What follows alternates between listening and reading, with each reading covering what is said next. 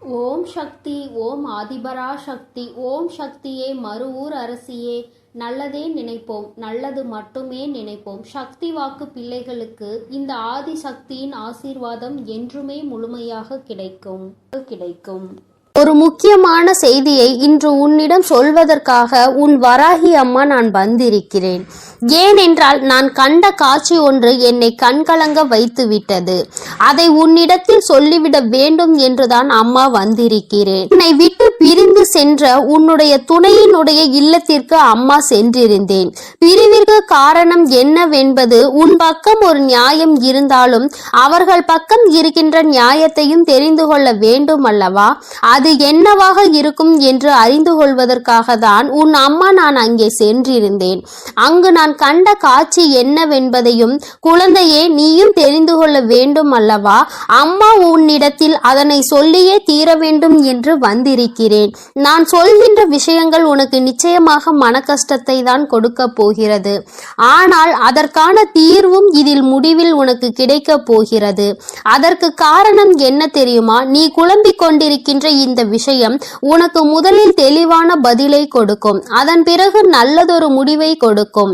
என் குழந்தையே, வாழ்க்கை துணை என்று அம்மா சொல்வது உனக்கு திருமணம் முடிந்த வாழ்க்கை துணையாகவோ அல்லது இப்பொழுது உன்னோடு பழகி கொண்டிருக்கிற உன்னுடைய எதிர்காலத்தில் உனக்கு துணையாக வரப்போகின்றவர் என்று நினைத்து கொண்டிருப்பவர் யாரோ ஒருவர். என் குழந்தையை யாராக இருந்தாலும் சரி, அவர்களினுடைய மனநிலையில் உன்னை பிரிந்து சென்ற பிறகு என்னவாக இருக்கிறது, எதற்காக உன்னை விட்டு பிரிந்து சென்றார்கள், அவர்களின் இல்லத்தில் நான் கண்ட காட்சி என்னவென்பதை அம்மா உனக்கு இப்பொழுது விரிவாக சொல்கிறேன். என் குழந்தையே, ஒரு முறை உன்னுடைய மனதினை ஒருநிலைப்படுத்தி இந்த வராகியை அன்போடு நினைத்துக்கொள். எந்த விதமான கலக்கமும் உனக்கு தேவையில்லை. எல்லாவற்றிற்கும் உன் தாயானவள் நான் இருக்கிறேன் என்பதை நீ புரிந்து கொண்டால் போதும். என் தங்கமே, நானும் உன் துணையினுடைய மனதில் என்ன இருக்கிறது என்று தெரிந்து கொள்ள சென்றேன். அங்கே உன்னுடைய துணை என் மனதை தவிர மற்றவர்களின் மனதில் என்ன இருக்கிறது என்பதை அறிந்து கொண்டு உன் அம்மா இப்பொழுது வந்திருக்கிறேன். என் தங்கமே, யார் யார் என்ன நினைக்கிறார்கள் என்பதை முதலில் சொல்கிறேன். அதன் பிறகு ஏன் உன் துணை இப்படி ஒரு முடிவை எடுத்தது என்பதை நீ புரிந்து கொள்வாய். என் தங்கமே, உன்னுடைய துணையின் இல்லத்தில் இருக்கின்றவர்கள் உனக்கு எதிராக இருக்கிறார்கள். அவர்களின் மனதில் உன்னை பற்றிய தவறான எண்ணங்கள் இருக்கிறது. அதற்கு காரணம் நீ பேசிய சில வார்த்தைகள். நீ பேசியது நியாயமாகவே இருந்தாலும், உன் பக்கம் நியாயம் இருந்தாலும் அது அவர்கள் பக்கம் தவறாக தான் தெரிகின்றது. ஏனென்றால் எல்லோருமே தான் நினைப்பதுதான் சரி என்று நினைக்கிறார்கள் அல்லவா? அவர்களினுடைய எண்ணங்களும் அப்படிதான் இருந்து கொண்டிருக்கிறது. என் தங்கமே, அது மட்டும் அல்ல, அவர்களுக்குள் ஏற்பட்ட அந்த எதிர்மறையான எண்ணத்தை உன்னுடைய துணையின் மனதில் விதைத்து கொண்டிருக்கிறார்கள். அதிகமாக உன்னுடைய துணையின் மனதில் தேவையில்லாத விஷயங்களை கலந்து கொண்டிருக்கிறார்கள். உன்னுடைய துணையோ தவறாக உன்னை பற்றி நினைப்பதற்கு என்னென்ன வழிகள் இருக்கிறதோ அத்தனை வழிகளையும் அவர்கள் கொடுக்கும் பொழுது இவரும் அப்படி இல்லை என்று சொல்லாமல் அந்த விஷயத்தை காது கொடுத்து கேட்டுக்கொண்டிருக்கின்றார். என் தங்கமே, உன்னுடைய வாழ்க்கையில் இது போன்ற ஒரு விஷயம் நடக்கிறது என்னும் பொழுது என் குழந்தை அதை உன்னால் ஏற்றுக்கொள்ள முடியாது என்பது நான் நன்கு அறிந்த விஷயம்தான்.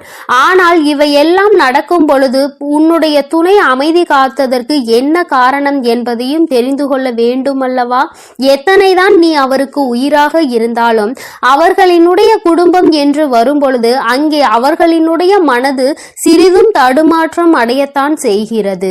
ஏனென்றால் நீ பேசிய வார்த்தைகள் அவர்களுக்கு வேதனையை கொடுத்தது என்று உன் துணையிடம் சொல்லும் பொழுது உன்னுடைய துணை என் மனதும் பெரிது சஞ்சலம் படத்தான் செய்கிறது.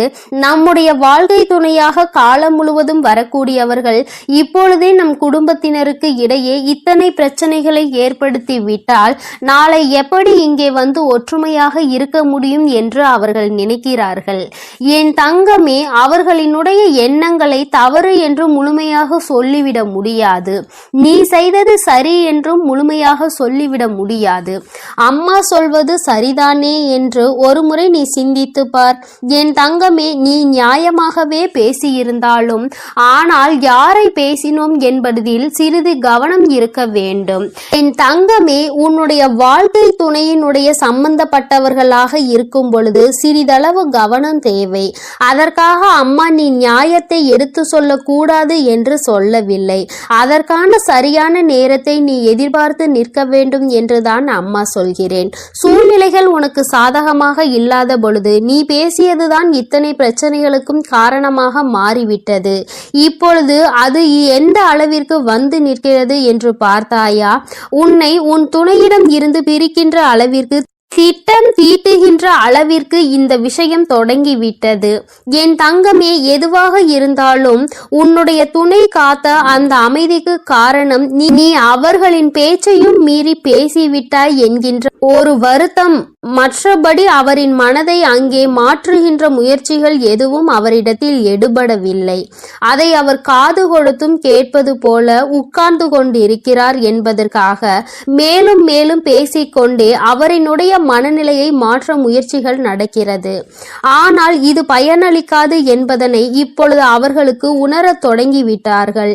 இருந்தாலும் நம்மால் ஆன முயற்சிகளை செய்து பார்ப்போம் என்று செய்து கொண்டிருக்கிறார்கள். சரி, அவர்கள் செய்வதை செய்துவிட்டு போகட்டும். ஆனால் உன்னுடைய உண்மையான அன்பு, உன்னை என் மீது நீ கொண்டிருக்கின்ற நம்பிக்கை நிச்சயமாக அவரினுடைய மனதை ஒரு நாளும் மாற்றிவிடாது.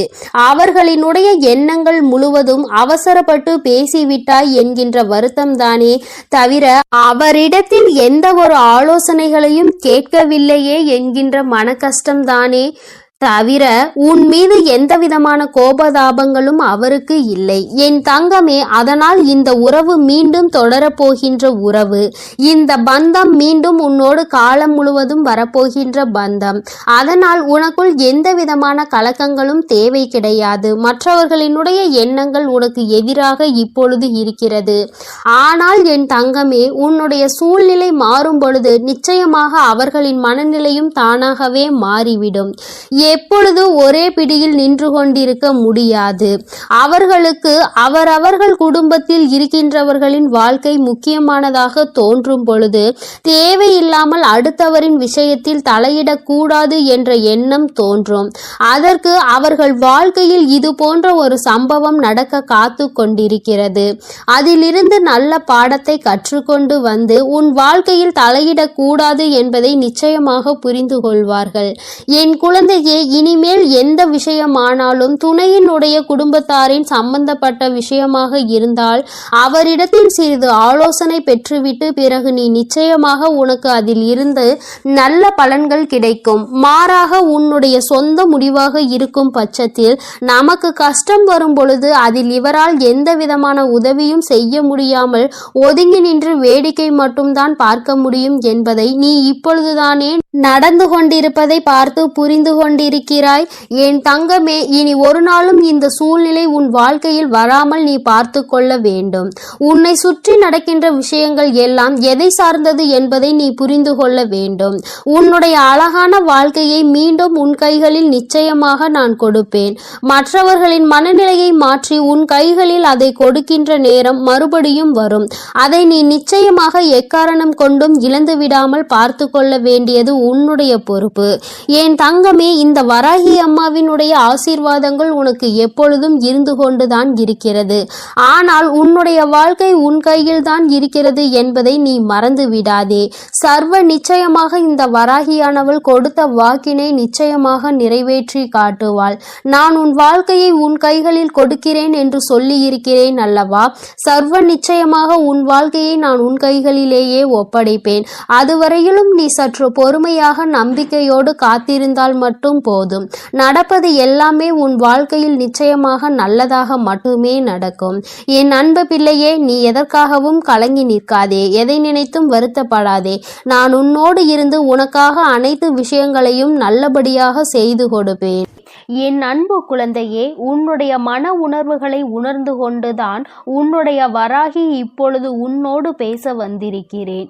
என் அன்பு பிள்ளையே, உன்னுடைய மனதிற்குள் இப்பொழுது என்ன இருக்கிறது என்று அம்மா சொல்லவா? என் தங்கமே, வாழ்க்கை என்பது எத்தனையோ சந்தோஷங்கள் வருகிறது, எத்தனையோ கஷ்டங்கள் வருகிறது. எல்லாவற்றையுமே நான் கடந்து வரத்தான் செய்கின்றேன். சந்தோஷமாக இருக்கின்ற நேரத்தில் கூட சில நேரங்களில் என்னுடைய மனதிற்குள் ஒரு வெறுமை வந்து விடுகிறது.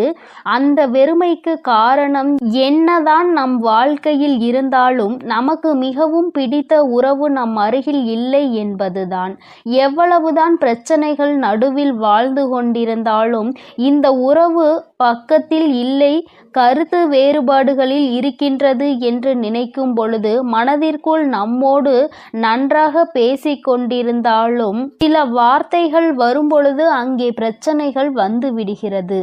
இது இன்று சரியாகும், நாளை சரியாகும் என்று நினைத்தேன். பிரச்சனை வளர்ந்து கொண்டே இருக்கிறது. எனக்கு எல்லாமே வாழ்க்கையில் கிடைத்திருக்கின்றது. ஆனால் இந்த ஒன்று மட்டும் வாழ்க்கையில் எனக்கு மிகப்பெரிய பிரச்சனையாக வந்துவிட்டது. நான் இந்த வாழ்க்கையை வெறுக்கவில்லை, நிச்சயமாக வாழ வேண்டும் என்றுதான் நினைக்கிறேன். ஆனால் என்னுடைய உயிரான உறவின் மனதில் இருக்கின்ற எண்ணங்கள் என்னை பற்றி தவறாக இருக்கும் பொழுது என்னால் இதனை ஜீரணிக்க முடியவில்லை அம்மா. அவர்கள் மனதில் என்ன இருக்கிறது என்பதை எனக்கு ஒரு முறை சொல்வாயா? எனக்கு அது தெரிந்துவிட்டால் சற்று என்னுடைய மனதிற்கு ஆறுதல் கிடைக்கும். நல்லதாக இருந்தாலும் சரி, கெட்டதாக இருந்தாலும் சரி, நீ எதுவாக இருந்தாலும் என்னிடத்தில் உண்மையை மட்டும் சொல்வாய் என்ற நம்பிக்கையில்தான் உனக்காக காத்து கொண்டிருக்கிறேன் என்று என் பிள்ளை நீ மனதிற்குள் நினைத்தாய். நான் வந்து விட்டேன் என் தங்கமே. உன் மனதில் இருக்கின்ற இந்த கவலைக்கு இன்று உன் அம்மா தீர்வினை கொண்டு வந்திருக்கிறேன். நீ நினைக்கின்ற உன்னுடைய உயிரான உறவு உன்னை பற்றி என்ன நினைத்து கொண்டிருக்கிறார் என்று அவரினுடைய எண்ணம் இப்பொழுது உன்னை பற்றி எதுவாக இருக்கிறது, இனிமேல் இந்த வாழ்க்கையை அவர் எப்படி நடத்த வேண்டும் என்று நினைக்கிறார்கள் என்பதையும் அம்மா உனக்கு தெளிவாக சொல்லிவிடுகிறேன். என் குழந்தையே, இதை கேட்ட பிறகாவது நீ உன்னுடைய மனதிற்குள் நல்லதொரு தெளிவை கொண்டு வா. சொல்கின்ற அத்தனையும் நிதர்சனமான உண்மைகள். நான் ஒருபோதும் உன்னிடத்தில் எந்த பொய்யையும் உன்னுடைய ஆறுதலுக்காக சொல்ல மாட்டேன். ஆறுதலாக நடக்க போவது என்னவென்பதை தான் சொல்வேனே தவிர ஒருபோதும் நடந்த கற்பனை கதைகளை எல்லாம் அம்மா உன்னிடத்தில் சொல்ல மாட்டேன். என் தங்கமே, இன்று சொல்கின்ற ஒவ்வொன்றும் சத்திய வாக்கு. உன்னுடைய உயிரான அந்த உறவின் மனதில் இருக்கின்ற உண்மைகள். என் தங்கமே, அவரின் மனதில் என்ன இருக்கிறது தெரியுமா? பிரச்சனைகள் அடிக்கடி வருகின்றது. ஒருமுறை பிரச்சனைகள் முடியும் பொழுது மீண்டும் பிரச்சனைகள் முடியும் பொழுது மீண்டும் பிரச்சனைகள் வந்துவிடக் கூடாது என்பதில் தெளிவாக இருந்தாலும் சந்தர்ப்ப சூழ்நிலைகள் மீண்டும் ஏதாவது ஒரு பிரச்சனையில் கொண்டு வந்து இழுத்து விட்டு விடுகின்றது. அதிலிருந்து தப்பிக்க முயற்சி செய்து எப்படியாவது சமாதானப்படுத்தி வெளியில் வந்தால் அடுத்த பிரச்சனை வந்து விடுகிறது. வாழ்க்கையில் நிம்மதி என்ற ஒன்று சில நிமிடங்களாவது கிடைக்க வேண்டுமானால் ஒருபொழுதும் நிம்மதி கிடைக்காமல் இருப்பதுதான் ஏற்றுக்கொள்ள முடியவில்லை என்று அவர் நினைக்கிறார். அது மட்டும் அல்லாமல் பேசுகின்ற பொழுது அவர்களின் மனதில் என்ன இருக்கிறது என்பதை, அவர் மனதில் என்ன உணர்வுகள் இருக்கிறது என்பதையும் பேசுவதற்கு சரியான வாய்ப்புகள் கிடைப்பதில்லையாம். தான் நினைப்பதை தன் வாயில் சொன்னால்தானே எண்ணங்கள் என்னவென்பது மற்றவர்களுக்கு புரியும். நமக்கு வாய்ப்பே கிடைக்கவில்லை என்றால் நம்மால் எப்படி நம்முடைய உணர்வுகளை வெளிக்காட்ட முடியும் என்று மனதிற்குள் ஏக்கமும் இருக்கிறது. தனக்கு சரியான மரியாதை கிடைக்கவில்லை, சரியான மதிப்பு மற்றவர்கள் முன்னிலையில் கிடைக்கவில்லை என்ற வருத்தம் இருக்கின்றது. நீ பேசுகின்ற பொழுது என்ன பேசுகிறோம், யாரை பற்றி பேசுகிறோம் போகிறோம் என்று சிந்திக்காமல் பேசும் பொழுது அது அவர்களுக்கு மிகுந்த மனவேதனையை கொடுத்திருக்கின்றது. இதுவெல்லாம் ஒரு புறம் இருந்தாலும் இன்னொரு புறம் அவர்கள் என்ன நினைக்கின்றார்கள் தெரியுமா? அம்மா, நான் இதையெல்லாம் பிரச்சனைகள் என்று நினைத்து ஒதுங்கி வந்து விட்டேன். ஆனால் ஒதுங்கி வந்த பிறகுதான் இத்தனை கஷ்டங்களை நமக்கு கொடுத்தாலுமே அவர் இல்லாமல் நம்மால் வாழ முடியாது என்று எனக்கு இப்பொழுதுதான் புரிய வந்திருக்கிறது. பல கஷ்டங்கள் இருந்தாலும், வாழ்க்கையில் என்னதான் இன்ப துன்பங்கள் இருந்தாலும் எல்லாவற்றையும் கடந்து அவர்களுக்கும் எனக்கும் இருக்கின்ற உறவு மிகவும் அழுத்தமான உறவு. இந்த உறவை பிரிவது என்பது என்னால் முடியாத காரியம் என்பதனை நான் இப்பொழுதுதான் உணர்ந்து கொண்டேன். இது தற்காலிகமான பிரிவு மட்டும்தான், நிரந்தரமான பிரிவு கிடையாது.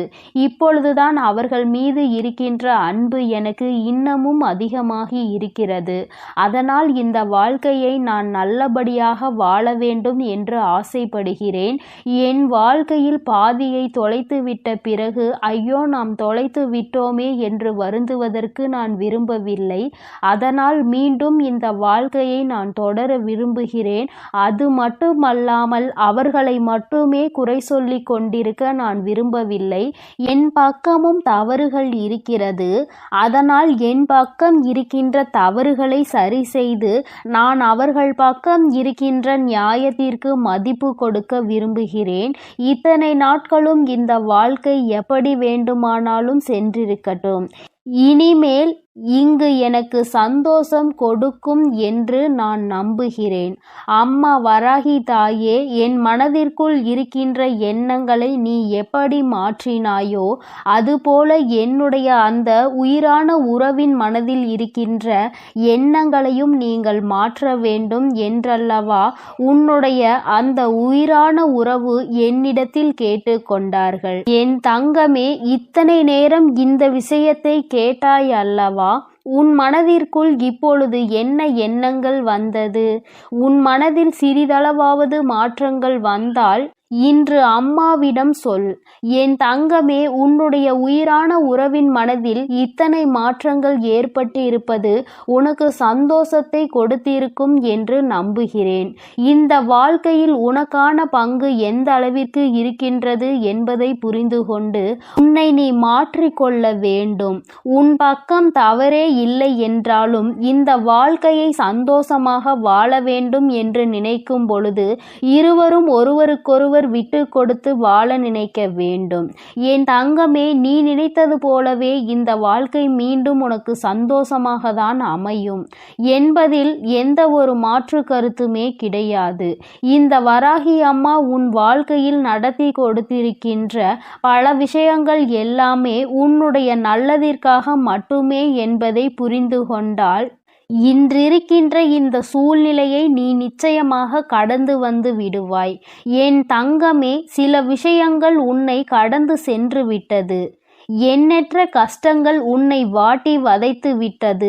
இனிமேலாவது இதிலிருந்து தப்பிக்க வழியிருக்கிறதா என்று என் குழந்தை சிந்திக்கின்ற நேரத்தில் உன்னுடைய உயிரான உறவிடம் இருந்து உனக்கு நல்ல செய்தியும் வந்திருக்கிறது. எத்தனையோ சூழ்நிலைகளுக்கு நடுவிலும் அதிலிருந்து தாண்டி வருகின்ற பொழுதிலும் உயிரான உறவு துணையில்லை என்று மனவேதனைப்பட்ட நீ இனிமேல் அந்த துணையோடுதான் நீ எல்லா விஷயங்களையும் கடந்து வரப்போகின்றாய். இனி ஏனோ உன்னுடைய வாழ்க்கையை பற்றிய விஷயங்களில் நீ மனத்தெளிவோடு எல்லாமே நம்முடைய எதிர்காலத்தை நல்லபடியாக மாற்றுவதற்காக தான் நடக்கிறது என்பதை நீ புரிந்துகொள். என் பிள்ளைக்கு வாழ்க்கையில் சந்தோஷத்தை கொடுக்க வேண்டியது இந்த வராகி அம்மாவாகிய என்னுடைய பொறுப்பு. மனதிற்குள் இருவரும் ஒற்றுமையாக இருக்க வேண்டும் என்ற எண்ணம் இருந்தால் நிச்சயமாக உங்கள் வாழ்க்கையை யாராலும் கெடுக்க முடியாது. அருகில் கூட யாராலும் நெருங்க முடியாது. சிறு சிறு பிரச்சனைகளை தூண்டி விடுகிறவர்கள் கூட உங்கள் மன தெளிவை கண்டு தலை தெறிக்க ஓடி விடுவார்கள். மற்றவர்களுக்கு வாய்ப்பு கொடுக்காமல் உன் வாழ்க்கையில் தெளிவை நீ பெற்று விட்டால் நிச்சயமாக நிச்சயமாக சந்தோஷம் என்னாலும் உன்னை தொடர்ந்து வந்து கொண்டே இருக்கும். என்னுடைய பிள்ளையின் வாழ்க்கையில் நிம்மதியை கொடுக்க வேண்டியது இந்த வராகி அம்மாவாகிய என்னுடைய பொறுப்பு. என் செல்ல குழந்தைக்கு இந்த வராகி அம்மாவினுடைய ஆசீர்வாதங்கள் எப்பொழுதும் முழுமையாக கிடைக்கும். அதனால் என் தங்க பிள்ளையே, நீ எதற்காகவும் கலங்காதே, எதை நினைத்தும் வருந்தாதே. நீ நல்லதையே நினை. உன் வாழ்வில் எப்பொழுதும் உனக்கு நல்லது மட்டுமே நடக்கும். ஓம் ஸ்ரீ வராகி தாயே போற்றி போற்றி. ஓம் ஸ்ரீ வராகி தாயே போற்றி போற்றி.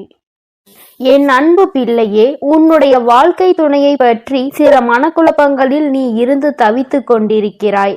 மனதிற்குள் இருக்கின்ற உன்னுடைய எண்ணங்களுக்கு உனக்கு தெளிவு கிடைக்க வேண்டும் என்று நீ விரும்புகின்றாய். ஏனென்றால் இது வாழ்க்கை அல்லவா? கடைசி வரையிலும் தொடர்ந்து வரக்கூடிய உறவு அல்லவா? அவர்கள் மனதில் இருக்கின்ற எண்ணங்கள் என்னவென்று தெரியாமல் இருக்கும் பொழுது மனதிற்குள் ஏற்படுகின்ற கஷ்டம் வெளியில் சொல்ல முடியாது. மனது சில நேரங்களில் படபடக்கின்றது. என்னவாக இருக்குமோ, ஏதாவதாக இருக்குமோ என்ற தவறான வழியில் சென்று விடுவார்களோ அல்லது வேறு ஏதேனும் பிரச்சனைகளாக இருக்குமோ என்று என் குழந்தை எண்ணி எண்ணி மனவேதனை அடைந்து கொண்டிருக்கிறாய். என் தங்கமே, உனக்கு இப்பொழுது உன்னுடைய மனதில் இருக்கின்ற இந்த குழப்பத்தை தீர்த்து வைப்பதற்காக மட்டுமே உன் வராகி அம்மா நான் வந்திருக்கிறேன்.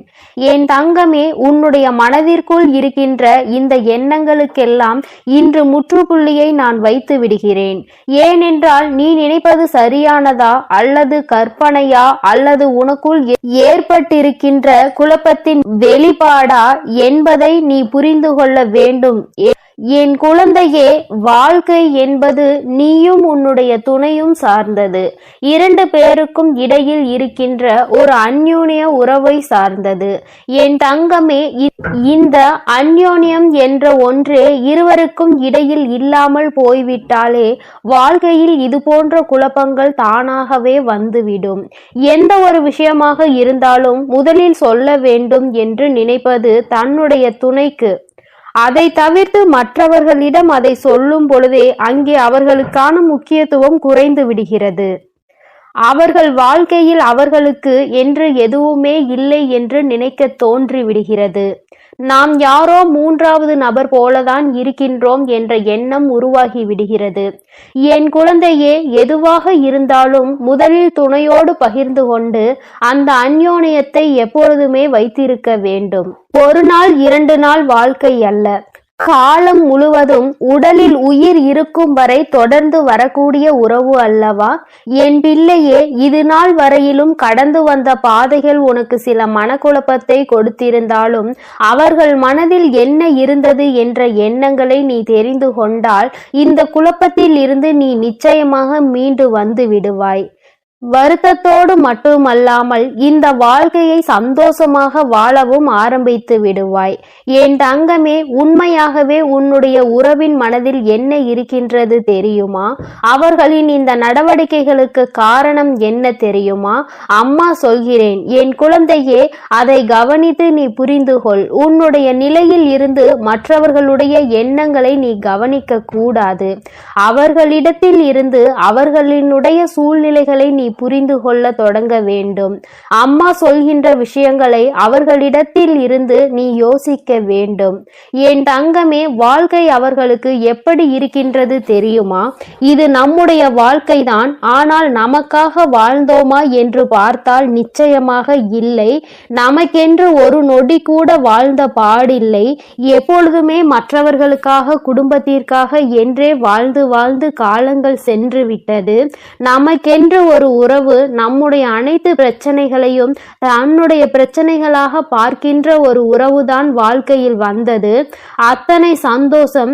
ஆனால் அந்த சந்தோஷத்தை முழுமையாக அனுபவிக்க முடியாமல் பிரச்சனைகள் வந்து கொண்டே இருக்கிறது. இந்த வாழ்க்கை ஒரு முறைதான், அதை சந்தோஷமாக அனுபவிக்க வேண்டும் என்கின்ற எண்ணம் இல்லாமல் நம்முடைய கஷ்டங்களை பார்த்த பிறகும் கூட புரிந்து கொள்ளாமல் சில நேரங்களில் துணையானவர்கள் பேசிவிடுகிறார்கள். அப்படி பேசும் பொழுது அந்த வேதனை எந்த அளவிற்கு வலிகளை கொடுக்கின்றது என்பதை நான் இப்பொழுது உணர்ந்ததோடு மட்டுமல்லாமல் அதிலிருந்து மீண்டு வர முடியாமலும் தவித்து நிற்கிறேன்.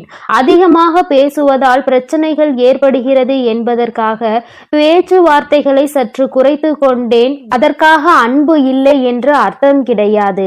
அவர்களின் மீது உயிராக இருந்த போதுமே அதை வெளிப்படுத்த முடியாத சூழ்நிலையில் இப்பொழுது இருந்து கொண்டிருக்கிறேன்.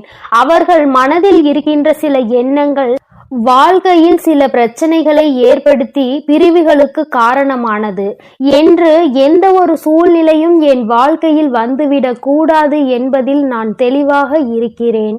உறவு என்பது காலம் முழுவதும் தொடர்ந்து வருவது மட்டுமல்ல, தன்னுடைய உணர்வுகளுக்கு மதிப்பளித்து அதற்கான மரியாதையையும் கொடுப்பது. இங்கே என்னுடைய உணர்வுகளுக்கான சரியான மதிப்பு கிடைக்கவில்லை என்று சற்று கலக்கமடைந்து நிற்கின்றேன். அதனால் என்னவோ சற்று விலகி இருக்கிறேனே தவிர ஒருபோதும் என்னுடைய துணையை பற்றி கவலை எனக்கு இல்லாமல் இல்லை. அவர்களின் நடவடிக்கைகள் நான் எப்பொழுதுமே கண்காணித்து கொண்டுதான் இருக்கிறேன். அவர்களுக்கு என்ன வேண்டும் என்று பார்த்து பார்த்து செய்து கொண்டுதான் இருக்கிறேன். மனதில் இருக்கின்ற எண்ணங்கள் சில நேரங்களில் கஷ்டங்களாக மாறும் பொழுது நம்முடைய உணர்வுகளை மதிக்காமல் அவர்கள் பேசுவது மட்டுமே சரி என்று நினைத்து நமக்கு பதில் சொல்லிக் கொண்டிருப்பது நிச்சயமாக நமக்கென்று இந்த வாழ்க்கையில் என்ன இருக்கிறது என்று எண்ண தோன்றுகிறது. இத்தனை நாட்களும் மற்றவர்களுக்காக வாழ்ந்த வாழ்க்கை இனிமேல் இந்த துணைக்காக வாழ்ந்து விட்டு முடிக்க வேண்டும் என்று மனதார நினைத்தாலும் நம் மனதில் இருக்கின்ற எண்ணங்கள் துணையின் மனதில் இல்லாததுதான் வேதனையை கொடுக்கிறது. இனிமேல் இது இப்படி தொடர்ந்து கொண்டிருந்தால் பிரச்சனைகள் முற்றுவதோடு மட்டுமல்லாமல் வேறெங்கோ நம்மை கொண்டு வந்து சேர்த்துவிடும். அதனால் இந்த பிரச்சனையை நான் முடித்து வைக்க விரும்புகிறேன். இனிமேலும் இதை தொடர்ந்து கொண்டு சென்றால் காலத்தின் கட்டாயம் பிரிவினைக்கு கூட வழிவகுத்து விடலாம். அதனால் என்னுடைய துணையோடு நான் இனிமேல் எப்பொழுதும் நல்லபடியாக அவர்களின் உணர்வுகளுக்கு மதிப்பளித்து வாழப் போகிறேன். இது நாள் வரையிலும் நான் தவறுகள் செய்திருந்தாலும் செய்யாவிட்டாலும் எல்லாவற்றையும் மறந்து அவர்கள் செய்த தவறையும் மன்னித்து ஏற்றுக்கொண்டு மீண்டும் இந்த வாழ்க்கையை தொடங்க விரும்புகிறேன். இது உன்னுடைய துணையின் மனதில் இருக்கின்ற விஷயம். என் தங்கமே, நீ என்னுடைய குழந்தையாக ஒரு விஷயத்தை தெளிவாக புரிந்து கொள். வாழ்க்கை என்பது விளையாட்டான காரியம் கிடையாது. இன்றோ நாளையோ முடிந்து போகின்ற விஷயம் கிடையாது. எந்த விஷயத்தில் பொறுத்து செல்ல வேண்டுமோ அந்த விஷயத்தில் பொறுத்து கொண்டு, எந்த விஷயத்திற்காக பொங்கி எழ வேண்டுமோ அந்த விஷயத்திற்காக மட்டுமே பொங்கி எழ வேண்டும். காரணம் இல்லாமல் தேவை இல்லாத நேரத்திலும் தேவையில்லாத விஷயங்களை பேசி இன்னொருவர் மனதினை காயப்படுத்த கூடாது. அந்த காயம் அவர்களின் மனதை ஆறாத ரணமாக மாற்றிவிடும் என்பதை புரிந்து கொண்டு, என் குழந்தை, நீ செய்ய நினைக்கின்ற விஷயங்களை எல்லாம் சரியாக செய்து உன்னுடைய மனதில் இருக்கின்ற உன்னுடைய துணையின் மீதான அன்பினை வெளிக்கொண்டு வர வேண்டும். அன்பை அதிகமாக கொடுப்பவர்கள் உண்மையான அன்பு ஒன்று கிடைக்கும் பொழுது ஒரு நாளும் வாழ்க்கையில் தோற்று போக மாட்டார்கள். நீ அன்பினை பரிசாக நிச்சயமாக இந்த சூழ்நிலையில் உன் வாழ்க்கை துணைக்கு கொடுக்க வேண்டும். உன் வாழ்க்கையில் மீண்டும் பழைய நிலைக்கு மாற வேண்டும். சந்தோஷமான உன் வாழ்க்கை உன் கைகளில் கிடைக்கும் வாய்ப்பு உனக்கு நெருங்கி வந்துவிட்டது. மன்னிப்பு கேட்பதற்கு தயக்கம் ஒரு நாளும் உன் வாழ்க்கை துணையோடு மட்டும் இருந்துவிடக் கூடாது. ஏனென்றால் வாழ்க்கை துணையிடம் நீ மனதார கேட்கும் அன்பினை ஒரு நாளும் அவமானமாக எடுத்துக்கொள்ள கூடாது. அவர்கள் உன்னை அவமானப்படுத்தவும் மாட்டார்கள். இந்த உறவில் அது ஒன்றே மிக பெரிய சிறப்பு. என் அன்பு குழந்தைக்கு இந்த ஆதிபராசக்தியின் அன்பும் ஆசீர்வாதமும் முழுவதுமாக கிடைக்கும். ஓம் சக்தி, ஓம் ஆதிபராசக்தி.